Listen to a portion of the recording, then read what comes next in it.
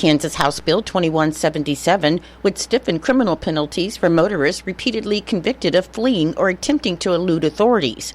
And Kansas Highway Patrol Colonel Eric Smith, along with Coffee County Undersheriff Eric Smith, testified to a House committee in support of the bill. Both said the state would be justified to enact progressively severe punitive measures for those who continue to attempt or commit an aggravated form of fleeing and eluding. Colonel Smith said increased penalties for prior convictions discourages violators from committing the same offense. He said the National Highway Traffic Safety Administration documented 525 fatalities in 2021 that occurred during police pursuits in the United States. On Thursday, the House responded by voting 94-28 to send the bill to the Kansas Senate. The legislation would raise a third or subsequent conviction for skirting a roadblock, avoiding tire deflation devices, or intentionally causing property damage during a law enforcement chase from a level 9 felony to a level 5 felony.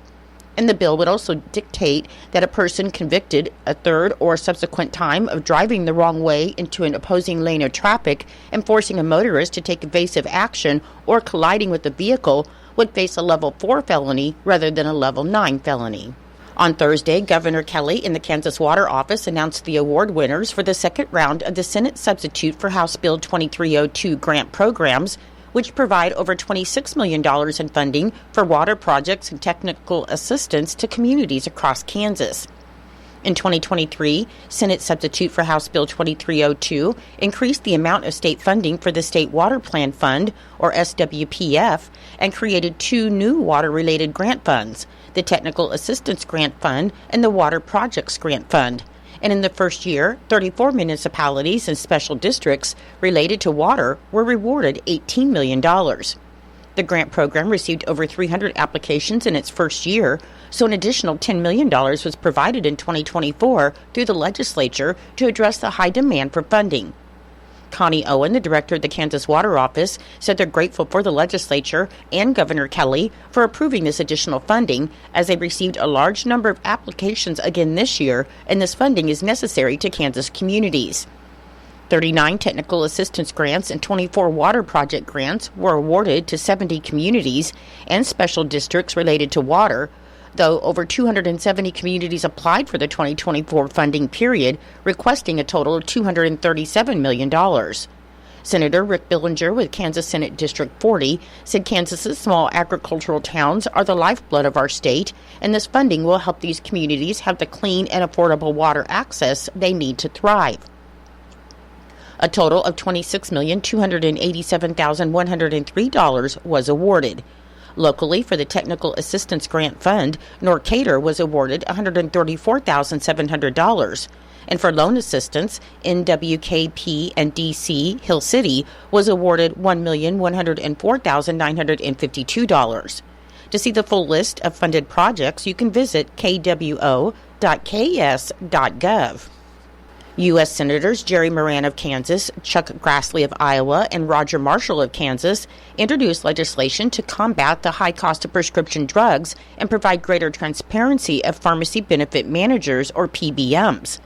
The Pharmacy Benefit Manager, PBM, Transparency Act would ban deceptive and unfair pricing schemes, prohibit arbitrary clawbacks of payments made to pharmacies, and require PBMs to report to the Federal Trade Commission on how much money they make through spread pricing and pharmacy fees. Senator Moran said PBMs have engaged in deceptive and unfair drug pricing practices for years without proper oversight, driving up the cost of prescription drugs and hurting Kansas pharmacies.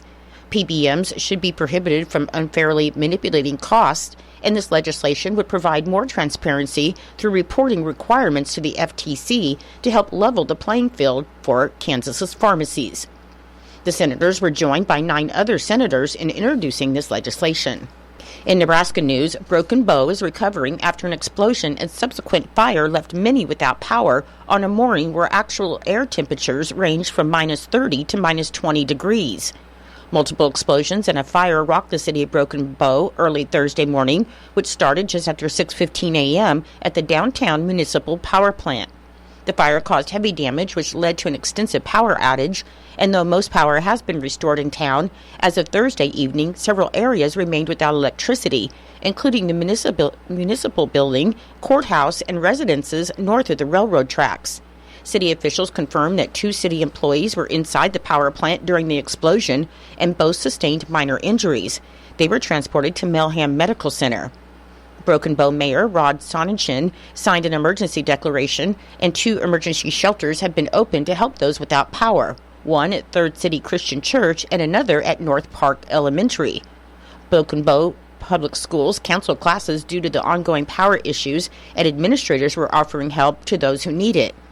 North Park Elementary School principal Malachi Behrens said he and other school officials knew that there needed to be some type of action that should be taken just to reassure their community, so they opened their media center, gym, and bathroom facilities, among other things. They said whatever their community needs, they want to make sure that they help in providing that. During a press conference, City Administrator Dave Schmidt said residents in those areas would remain without power for an undetermined amount of time while crews work to implement temporary systems. The exact cause of the accident is still under investigation.